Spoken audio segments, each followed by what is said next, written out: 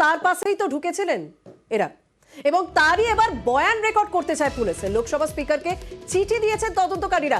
এবং আমাদের সঙ্গে রয়েছেন প্রতিনিধি রাজীব, এই ইস্যুতেও তার কাছ থেকে আমি জানবো। রাজীব, এই যে প্রতাপ সিনহা স্বাভাবিকভাবে এখন নজরে থাকবেন, কারণ তার পাশেই যখন ঢুকেছেন তিনি এখন ফাঁপড়ে কথা বলা যেতে পারে, কিন্তু তার বিরুদ্ধে যে সমস্ত ব্যবস্থা নেওয়া উচিত সেই ব্যবস্থাগুলো কি নেওয়া হচ্ছে?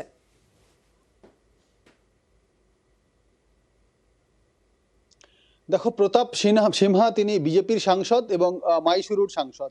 তার নাম উঠে আসে সেদিন যখন 13ই ডিসেম্বর হামলা চলে। একেবারে 2001-এর স্মৃতি অনেকের মনে তখন টাটকা হয়ে ওঠে, কারণ একই দিনে সেদিন হামলা চলে এবং লোকসভার অভ্যন্তরে ঢুকে গিয়ে তখনই প্রতাপ সিনহার নামটা আসে, কারণ তার সুপারিশ ক্রমেই তাদের অর্থাৎ এই দুজন যে হামলাকারী তারা ঢুকেছিলেন।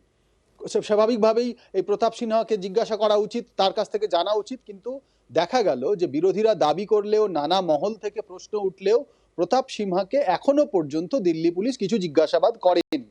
এবং সেই জিজ্ঞাসাবাদ করার জন্য এখন দিল্লি পুলিশের তরফে আজকে 4-5 দিন পরে গিয়ে দিল্লি পুলিশের তরফে লোকসভার স্পিকার ওম বিড়লাকে চিঠি দেওয়া হয়েছে এবং প্রতাপ সিনহাকে তাদের কাছ থেকে তাদের বয়ান রেকর্ড করতে চান।